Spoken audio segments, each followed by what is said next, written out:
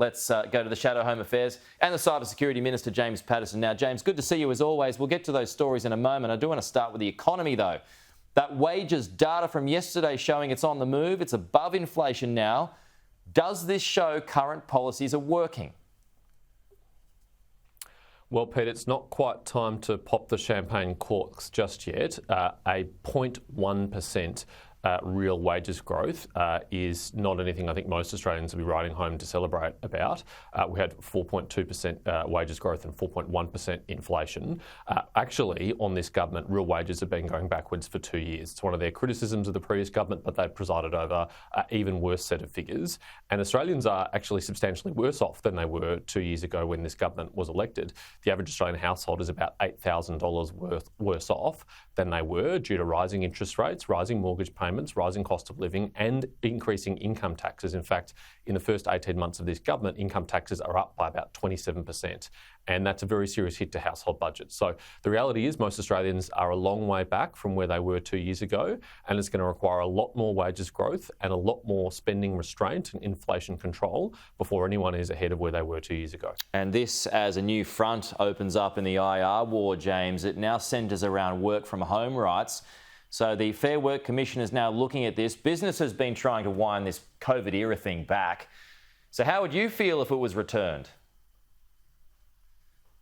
Look, I really think this is up for employers and employees to work out together. There are some types of work where working from home works really well for both the business and the employee. And there are other types of work, because of the nature of it, that is inherent that you need to turn up to the office.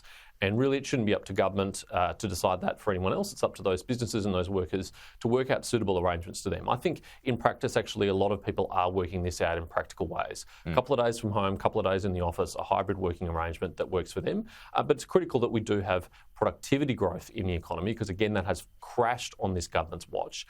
And you cannot have rising living standards when productivity is crashing. And if part of the reason for that is all this working from home, then that has to be addressed at the enterprise and firm level. Productivity has been flat for a while, though, has it not? Beyond this government.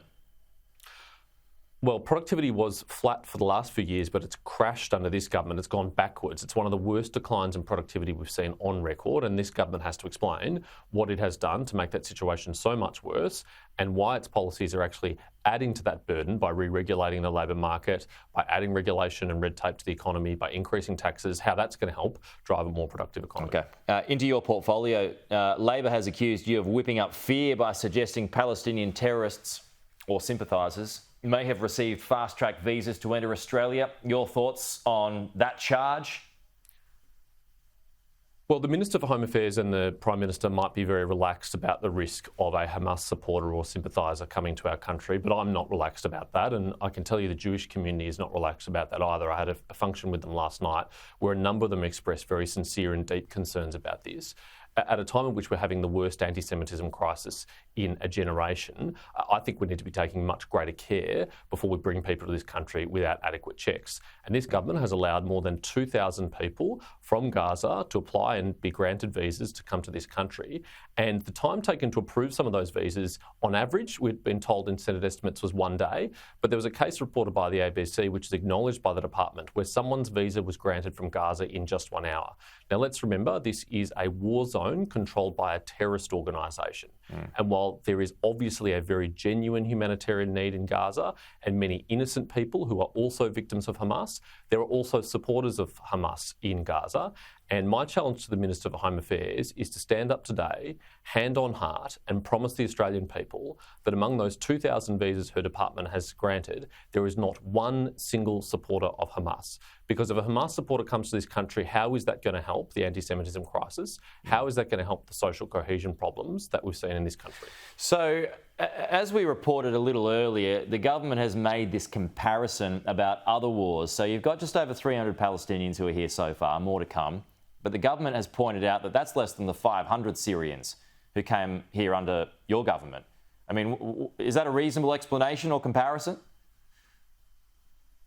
Well, 2,200 visas have been granted and all those people can get on a plane and come here as soon as they're able to. So that's an artificial comparison, yes. And the government might think that you can do an adequate identity check and security check on a person for applying for a visa in just 60 minutes, but I'm very sceptical about that. Let's remember, Pete, if you want to bring a skilled worker to this country, it takes months of processing. If you want to bring a spouse to this country, it can take a year. If you want to bring a parent to this country, it can take 5 years or more. And are we seriously saying that from a war zone controlled by a terrorist organisation, we can tick people off in just 60 minutes? I think that is undue haste. Sure. I think that is rush, and I think that's a real risk. What if, and I'm just going to close here because we're out of time, what if they've just got nowhere else to go? So, I mean, I see your point. What if they've got nowhere else to go, so it's a matter of urgency? As I said, Pete, there's no doubt there's a genuine humanitarian need in Gaza, and Australia does have a role to alleviate that, but we're not the only country in the world that can play a role there. Yeah. And it should never come at the expense of our own security and safety, nor of the security and safety of the Jewish community, who feels more under besiege than ever before in our history, and frankly hasn't had the support it deserves from this government in tackling this anti-Semitism crisis. Okay. James, good to see you, as always. We'll chat to you soon.